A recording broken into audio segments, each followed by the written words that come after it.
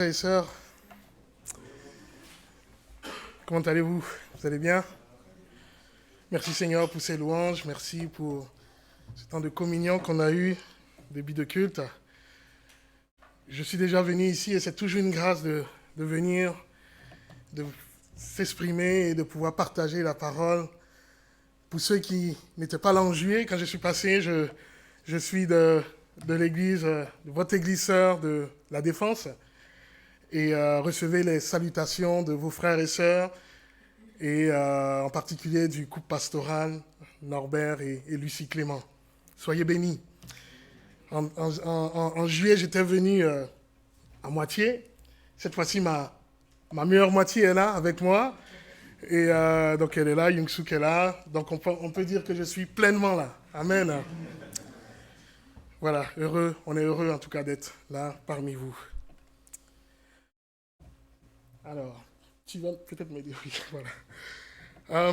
L'union d'église à laquelle nous appartenons, l'Alliance chrétienne missionnaire, ou CMA, ou AECM en France, parle de l'évangile dans toute sa plénitude, et en particulier de 4 aspects du message du salut, 4 vérités. Christ, notre sauveur, Christ, notre sanctificateur, Christ, notre guérisseur, et Christ, le roi qui revient. Cela ne veut pas dire que les bénédictions de l'Évangile aux croyants se limitent à ces 4 points seulement, non. Mais nous pensons que ces 4 vérités mentionnées résument d'une façon très complète les bénédictions que Christ nous offre et qui sont partout nécessaires à comprendre pour le chrétien aujourd'hui. Ce sont 4 grands piliers de la vérité biblique et aujourd'hui j'aimerais vous inviter à méditer avec moi sur l'une de ces vérités, Christ notre Sauveur, ou encore Christ, Sauveur du monde. Pour ce faire, nous allons dans un premier temps revenir sur la nature et le destin de l'homme, sa nature pécheresse suite à la chute d'Adam et Ève, et nous verrons que cet événement, cette chute, va changer à jamais le destin de l'homme. Ensuite, nous allons méditer sur la notion d'expiation. Que signifie ce terme? Pourquoi l'expiation était nécessaire à partir d'un moment dans notre relation avec Dieu, le Créateur. Nous verrons que seul Jésus-Christ pouvait réaliser le sacrifice d'expiation. Dans la troisième partie, nous verrons qu'un autre terme, c'est le terme justification. Nous verrons ce que signifie ce terme et nous étudierons les moyens de cette justification, les résultats de cette justification, ainsi que malheureusement les fausses doctrines qui pourraient en découler. Mais d'abord, je vous invite à prier avec moi. Merci Seigneur pour cette grâce que tu nous fais de nous réunir ici, à Boulogne, pour pouvoir te louer, pour pouvoir vivre ta communion fraternelle, pour pouvoir écouter ce que tu as à nous dire. Seigneur, dispose nos cœurs. Dispose nos cœurs à écouter ton message. Seigneur, tu as un message pour chacun d'entre nous en particulier. Que ton nom soit glorifié, Seigneur, parce que tu nous parles. À toi la gloire au nom de Jésus. Amen. L'homme, sa nature et son destin. L'homme a toujours occupé une place particulière dans la création et aux yeux de Dieu. Et cette nature particulière, on la constate dès la création du monde. La Bible dit que Dieu créa le ciel et de la terre. On peut lire dans Genèse 1, verset 20.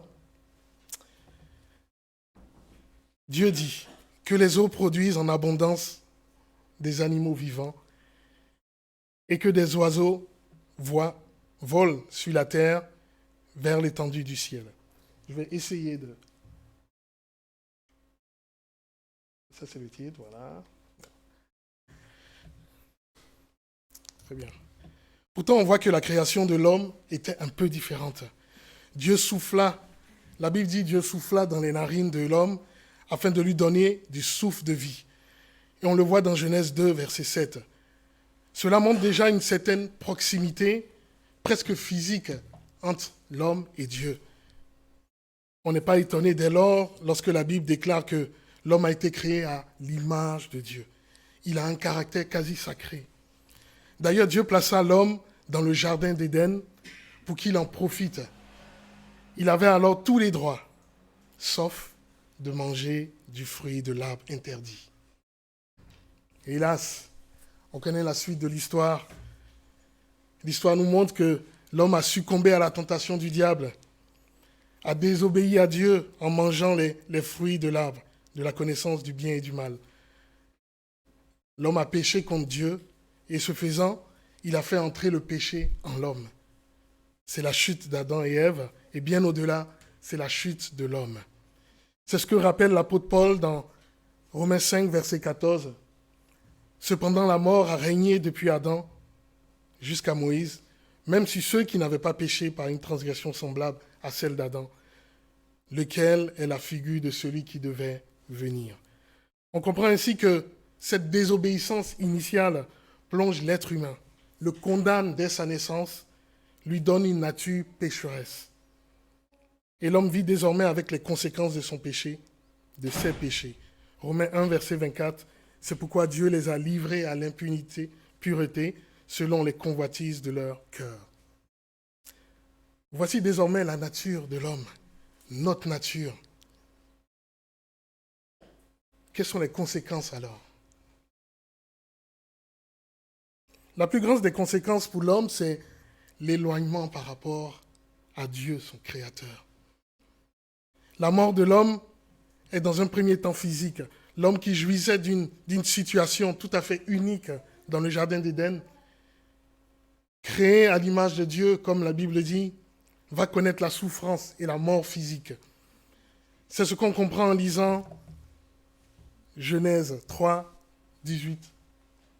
Genèse 3, 18 à 19. Il te produira des épines et des ronces, et tu mangeras de l'herbe des champs.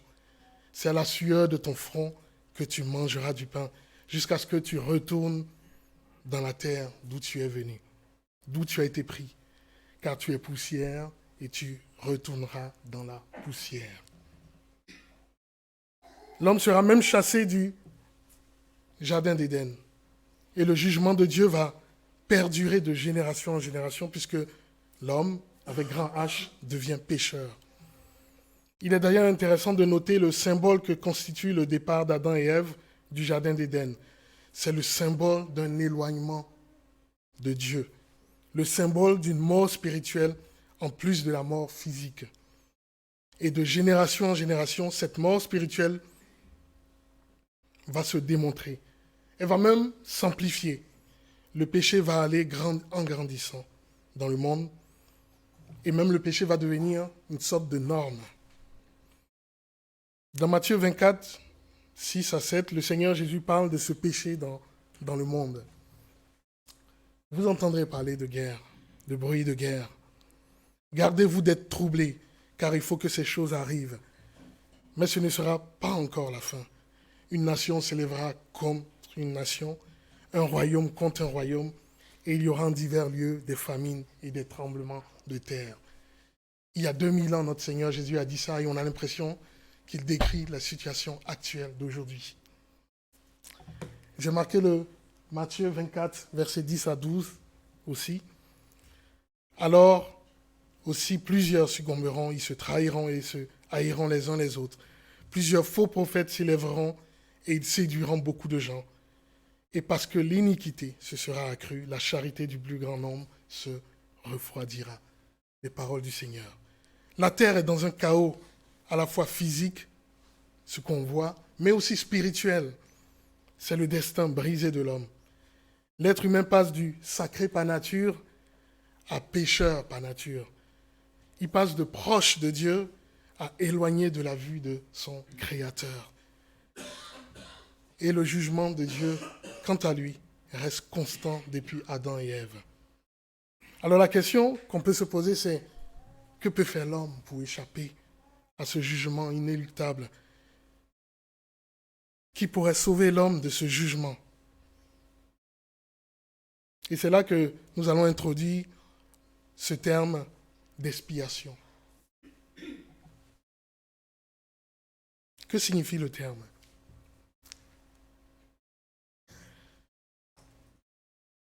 Expier est la traduction du verbe hébreu kapar, qui signifie couvrir. Ainsi, dans Genèse 6, verset 14, c'est ce verbe qui est employé lorsque le Seigneur demande à Noé d'enduire, de couvrir de poids l'arche de Noé. Ce verbe prend ensuite le sens d'ôter, effacer, expier. Un péché expié est un péché soustrait à la vue de Dieu. Couvert, c'est un péché couvert.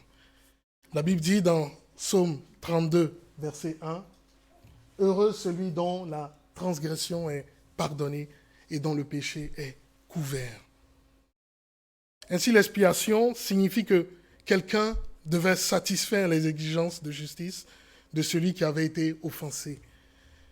Cela sous forme de sacrifice, comme cela se faisait aux temps anciens.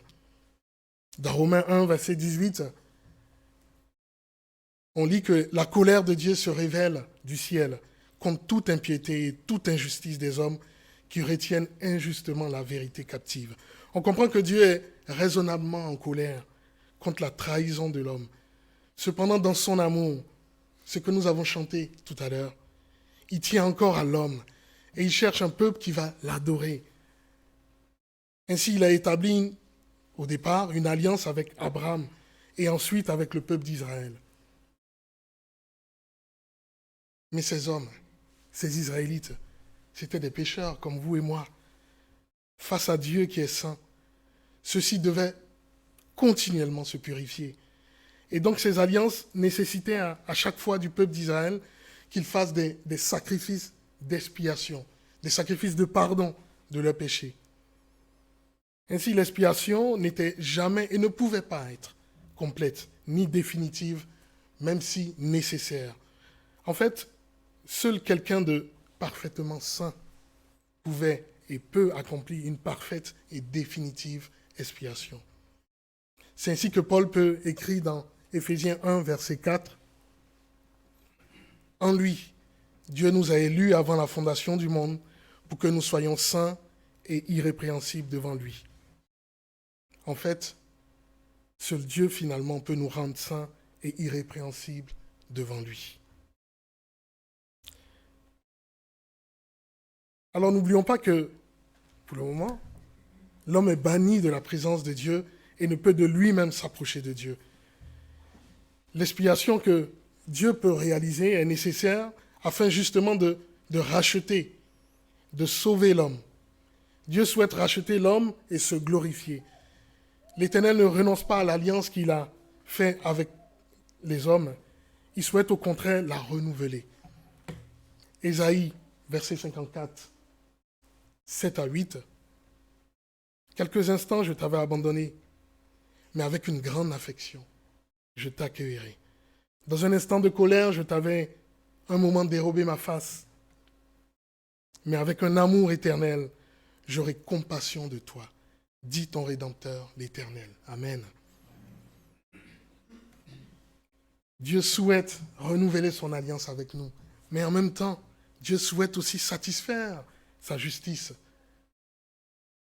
et sa sainteté. Et par l'expiation, Dieu souhaite rétablir l'homme pour sa gloire, rétablir sa justice. Ce n'est plus la justice des hommes mauvais qui prime, mais celle de Dieu. Et c'est par le sacrifice de Jésus-Christ à la croix que Dieu nous offre l'expiation de nos péchés. 1 Pierre 2, verset 24 nous dit, « Lui qui a porté lui-même nos fautes en son corps sur le bois, afin que, morts au péché, nous vivions pour la justice. Lui par le meurtrissure duquel vous avez été guéris. » Ou encore Éphésiens 1, verset 7, « En lui nous avons la rédemption par son sang, la rémission des péchés, selon la richesse de sa grâce. » Amen. Nous avons chanté tout à l'heure le sang puissant de Jésus-Christ dans la louange aussi. Voici donc le but de l'expiation. Nous qui étions chassés de la présence de Dieu, nous qui devions à chaque fois recourir à des sacrifices pour expier nos péchés, par son sacrifice unique sur la croix, par sa résurrection, Jésus-Christ nous offre la présence permanente de Dieu dans nos vies. J'ai bien aimé cet article tiré du Nouveau Testament biblique qui définit ainsi l'expiation. Je l'ai mis au tableau, voilà. L'expiation s'opère par la croix du calvaire, c'est-à-dire le sacrifice de Jésus-Christ, victime innocente, et réconciliant le Dieu saint et l'homme pécheur. La mort du Christ est une expiation parce qu'elle couvre le péché des hommes et offre à Dieu la possibilité de pardonner puisque sa justice est satisfaite. Expier, ce serait, pour le coupable, endurer la peine qu'il a méritée. Mais pour l'innocent, pour Jésus, c'est endurer la peine que les autres ont méritée. C'est souffrir à la place des autres. Tel est le sens théologique de l'expiation. Et c'est le moment d'introduire un autre terme, la justification, que j'ai défini là d'ailleurs. La justification, ce terme est emprunté au langage du tribunal. Nous l'avons vu, puisque le Christ a subi la sanction que nous méritions à cause du péché, le juge peut désormais nous déclarer non coupables et attester que la sentence a été exécutée. Nous pouvons par conséquent être pardonnés. Romains 3, verset 23 dit ceci, « Car tous ont péché et sont privés de la gloire de Dieu. Et ils sont gratuitement justifiés par sa grâce, par le moyen de la rédemption qui est en Jésus-Christ. » Amen. Jésus-Christ s'est sacrifié à la croix en offrant sa vie en victime expiatoire pour les péchés des hommes. Comme nous l'avons vu, notre péché était tellement fort que Dieu devait sacrifier ce qu'il aimait de plus fort, Jésus-Christ, son Fils bien-aimé. Jésus-Christ s'est substitué à nous. Il s'est substitué à tous les sacrifices ponctuels qu'on aurait dû faire pour être pardonnés. Ainsi, Dieu peut nous déclarer justes parce qu'il nous impute la justice de Christ. Non pas par nos œuvres, mais par sa grâce. Il nous a sauvés non à cause des œuvres de justice que nous aurions faites, mais selon sa grâce, par le baptême de la régénération et le renouvellement du Saint-Esprit. Nous dit Tite, chapitre 3 à 5. Dieu nous a justifiés par sa grâce en Jésus-Christ. Il a jugé juste toute personne qui met sa foi en Jésus. Non pas que cette personne ait changé radicalement de nature et de caractère, mais seulement par grâce. Il nous déclare juste. Amen.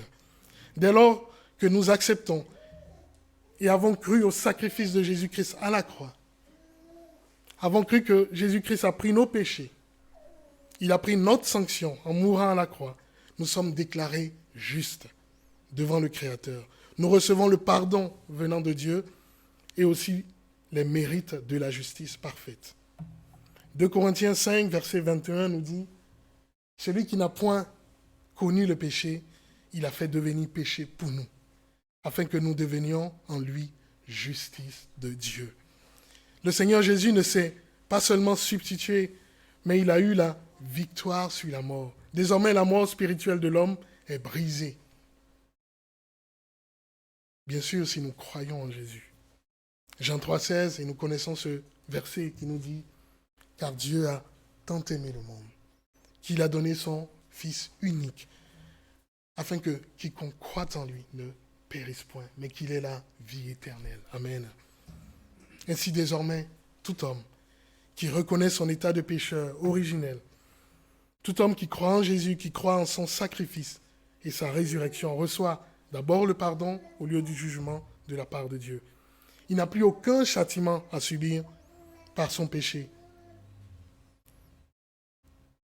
Dieu lui donne sa justice positive.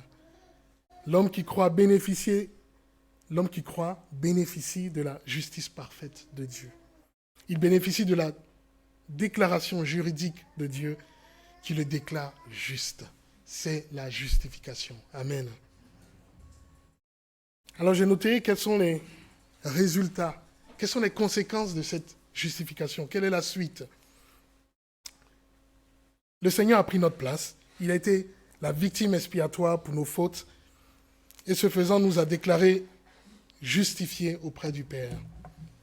1 Jean 2, verset 2 nous dit « Il est lui-même une victime expiatoire pour nos péchés, non seulement pour les nôtres, mais aussi pour ceux du monde entier. » Alors, quelles sont pour nous les conséquences d'être justifiés par le sacrifice de Jésus-Christ? Pour y répondre, j'ai sélectionné trois mots qui, selon moi, devaient refléter l'état du chrétien. Le premier mot, c'est le salut. Le Seigneur Jésus, en nous justifiant auprès du Père, qui nous pardonne, qui nous ouvre le salut. Il vient à notre rescousse, nous qui étions morts. Nous lisons dans Luc 19, verset 10, « En effet, le Fils de l'homme est venu chercher et sauver ce qui était perdu. » Dieu nous offre le salut. Le deuxième mot, c'est la régénération. Ce mot signifie la renaissance. Lorsque nous avons accepté Jésus-Christ, Dieu intervient puissamment dans notre vie. Il pardonne nos péchés. Il nous donne un nouveau départ dans la vie. C'est comme une nouvelle naissance. Chez nous, on dit, vous êtes nés de nouveau. C'est ce que nous pouvons lire dans 2 Corinthiens 5, 17. Si quelqu'un est en Christ, il est une nouvelle créature. Les choses anciennes, elles sont passées. La punition est passée. Voici, toutes choses sont devenues nouvelles. Amen. La régénération, la renaissance. Enfin, ce mot, adoption, l'adoption. Dieu non seulement nous accorde son pardon, quand nous croyons au sacrifice de son Fils Jésus-Christ, il nous offre le salut et la vie éternelle, nous l'avons vu, mais aussi il nous considère comme ses enfants, ses fils, ses filles, héritiers, co-héritiers de Jésus-Christ. La Bible dit dans Romains 8, 17, « Or, si nous sommes enfants, nous sommes aussi héritiers de Dieu et co-héritiers de Christ. Si toutefois, bien sûr, nous souffrons avec lui afin d'être glorifiés avec lui. » Oui, frères et sœurs, il nous a réconciliés avec lui-même en nous adoptant comme ses enfants, comme ses fils, comme ses filles. Amen. Et c'est ça la bonne nouvelle du Christ. C'est ça la simple et bonne nouvelle du Christ. Amen. Et pourtant, il y a de fausses doctrines qui ont changé ce message. On peut citer entre autres l'universalisme ou encore le salut par les œuvres. L'universalisme tend à faire croire que nous pouvons être sauvés, nous pouvons être justifiés par différents chemins, par de différentes manières, autres que Jésus-Christ. Chers frères et sœurs, pourtant la Bible est claire et le Seigneur Jésus dit lui-même, « Je suis le chemin, la vérité et la vie. Nul ne vient au Père que par moi. » Jésus-Christ. Amen. De même, la Bible nous met clairement en garde contre la tentation de croire que nous pouvons être sauvés par nos œuvres. Dans Éphésiens 2, verset 8, nous lisons « Car c'est par grâce que vous êtes sauvés, par le moyen de la foi. Et cela ne vient pas de vous, c'est un don, c'est le don de Dieu. Ce n'est point par les œuvres afin que personne ne se glorifie. » Dieu nous appelle à le louer. Dieu nous appelle à le glorifier, lui. Non pas nos œuvres, mais lui, sa grâce. Amen. Le message est clair. Nous sommes sauvés par la grâce de Dieu, par la foi en Jésus-Christ seul. Amen. Mes amis, nous avons vu plusieurs termes ce matin. Et peut-être c'est juste un rappel pour beaucoup d'entre nous. La nature pécheresse et le destin brisé de l'homme, le terme d'expiation nécessaire, la justification par Jésus-Christ, qui nous donne le salut, la régénération, la renaissance, on est de nouveau, l'adoption, Dieu fait de nous des filles, des fils de Dieu, co-héritiers, héritiers de Jésus-Christ. Ces termes sont beaux, n'est-ce pas? Mais ils sont encore plus beaux lorsqu'on les expérimente personnellement. Amen. Et comme exemple pratique, j'aimerais simplement donner mon propre témoignage personnel.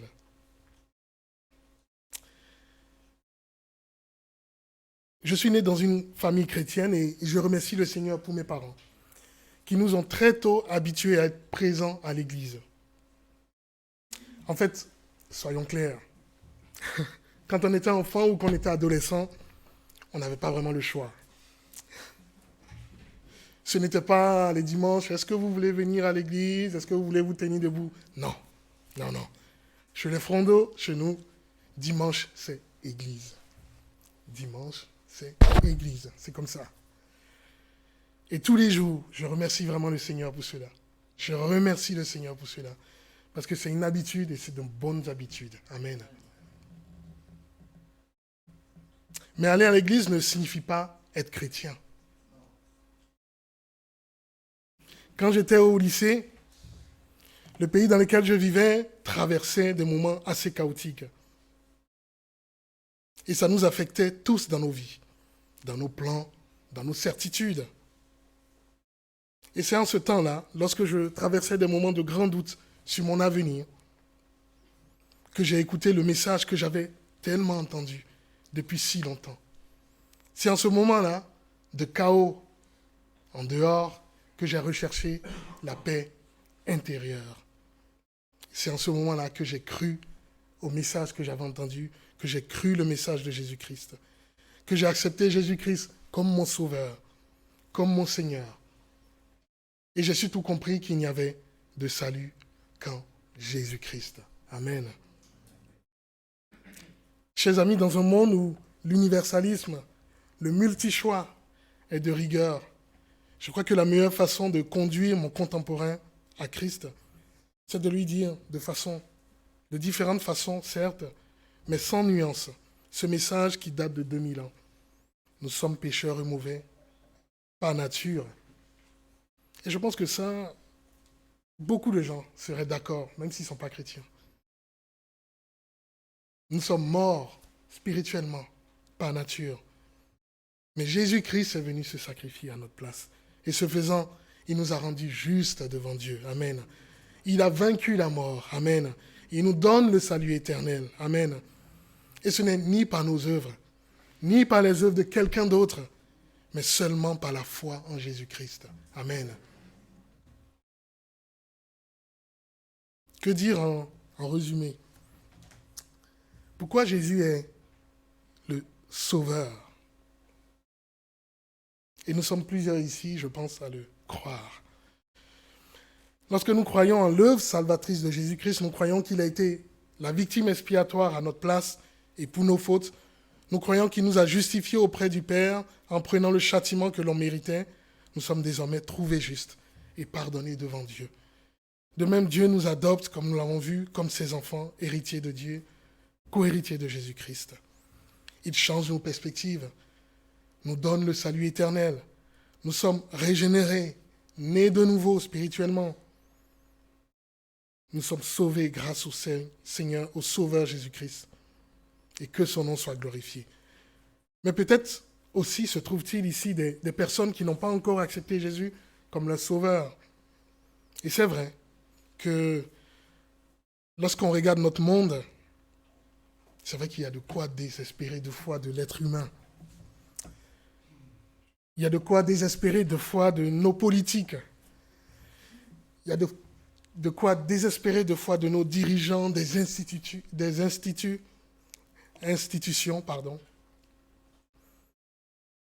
Et des fois, et de plus en plus, hélas, de quoi désespérer de nos institutions chrétiennes. Combien de scandales avons-nous entendus? Mais Dieu merci, ce n'est pas l'Église qui sauve. Ce ne sont pas les institutions qui sauvent, ni ceux et celles qui les gèrent, mais c'est Jésus-Christ. Amen.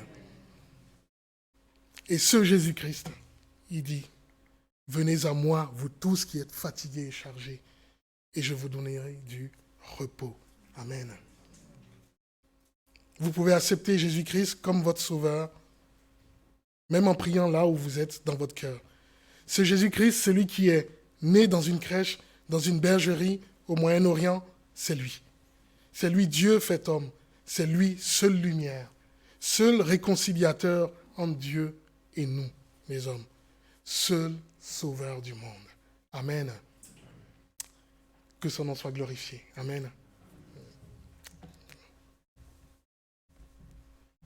On va peut-être prier? On va prier. Amen. Merci Seigneur d'être venu sur cette terre. Merci toi le Christ roi. Tu es venu en tant qu'humain. Et tu as pris mon péché. Tu as pris notre péché. Tu nous as couverts par ton sang. Et en faisant cela, Seigneur, tu nous as rendus justes. Tu nous as rendus héritiers, co-héritiers de Jésus-Christ. Tu nous as donné ton salut. Que ton nom soit glorifié, Seigneur. Seigneur, aide-nous chaque jour à marcher dans tes voies. Aide-nous chaque jour à nous rappeler ce que tu as fait pour nous. Aide-moi à me rappeler chaque jour ce que tu as fait pour moi, ce que tu as fait pour nous sur la croix et la victoire que tu as eue sur la mort. Aide-nous aussi, Seigneur, en tant qu'Église, en tant qu'individu aussi, à rappeler ce message autour de nous. Ce monde a tellement besoin d'entendre un message positif. Ce monde a tellement besoin de sauveur, un vrai sauveur. Que ton nom soit glorifié, Seigneur, parce que ton œuvre continue. Ton œuvre continue en nous, ton œuvre continue dans ton Église. À toi ce soit la gloire au nom de Jésus. Amen. Amen.